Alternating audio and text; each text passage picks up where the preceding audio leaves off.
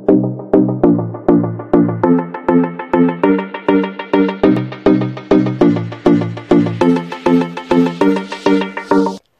semua Sobat PMI di Korea Selatan, saya Ibu Risa, Ketua Tim Konseling di Gyeongsangnam-do Wegugin Juminjiwon Center yang terletak di kota Changwon.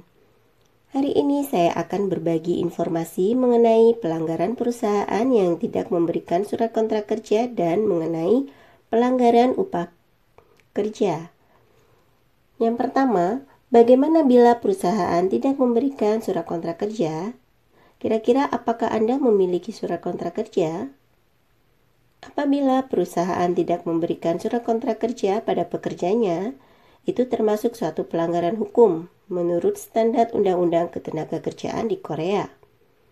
Jika perusahaan tidak membuat kontrak kerja ataupun tidak memberikan surat kontrak pada pekerjanya, maka perusahaan akan dikenakan denda sebesar kurang dari 5 juta won. Pentingnya surat kontrak kerja adalah untuk mengetahui bagaimana Anda menandatangani perjanjian kontrak kerja, karena sebelum memulai bekerja dengan perusahaan, Anda harus melihat kontrak kerja terlebih dahulu, supaya Anda mengetahui perusahaan sudah benar mengikuti peraturan standar Undang-Undang Ketenagakerjaan atau tidaknya. Sekali lagi, apabila perusahaan tidak memberikannya kepada Anda harus memintanya. Dan apabila Anda sudah memintanya tetap tidak diberikan, Anda bisa meminta ke kantor Depnaker atau Goyong Center, atau yang biasa Anda kenal dengan Nodongbu. Yang kedua, bagaimana jika upah pokok per jam tidak dibayarkan dengan benar? Beberapa hari yang lalu, ada pekerja asing visa E74 bekerja sebagai koki di salah satu restoran Cina di Korea. Di restoran tersebut mempekerjakan 3 pekerja dengan penuh waktu. Datang ke center kami untuk berkonsultasi. Dia menyatakan bahwa sudah bekerja selama 1 tahun, tetapi selama bekerja gajinya tidak benar hitungannya. Dia menyatakan bahwa selalu bekerja selama 14 jam dalam sehari. Namun, majikannya hanya membayar berdasarkan di surat perjanjian kontrak kerja saja, yaitu 200 jam per bulan. Sudah termasuk lembur dan hari libur. Jika pernyataan pekerja benar, berarti dia sudah bekerja sebanyak 400 jam dalam sebulannya. Namun, yang sebenarnya dia hanya menerima upah setengah dari jumlah dia bekerja. Perusahaan atau usaha kecil yang mempekerjakan karyawannya di atas 5 orang dapat menerima tunjangan tambahan kerja lembur atau tunjangan masuk malam dan hari libur. Namun, bagi perusahaan yang mempekerjakan pekerja di bawah 5 orang, pekerja tidak dapat menerima uang tunjangan tambahan hingga 50%.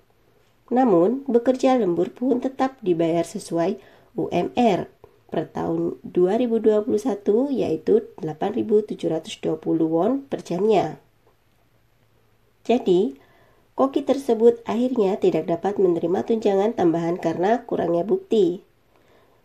Sebabnya, di tempat kerja dengan 4 karyawan atau kurang, majikan tidak perlu mencatat jumlah jam kerja di buku upah.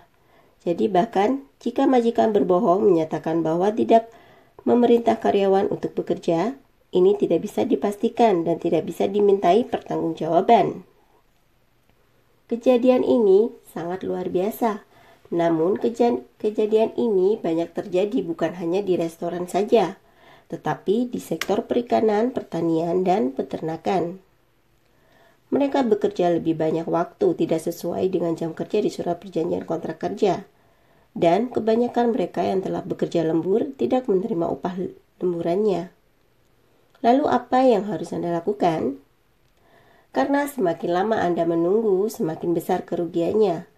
Jika dari awal Anda sudah mengetahui kalau pihak perusahaan atau majikan tidak akan membayar tunjangan tambahan lemburan sesuai jumlah jam Anda bekerja, maka saran saya, Anda harus mencatat di memo pribadi Anda dari jam berapa sampai jam berapa Anda bekerja, jam istirahat dan jam lembur, dan setiap hari memfoto atau memvideo penampilan Anda saat bekerja.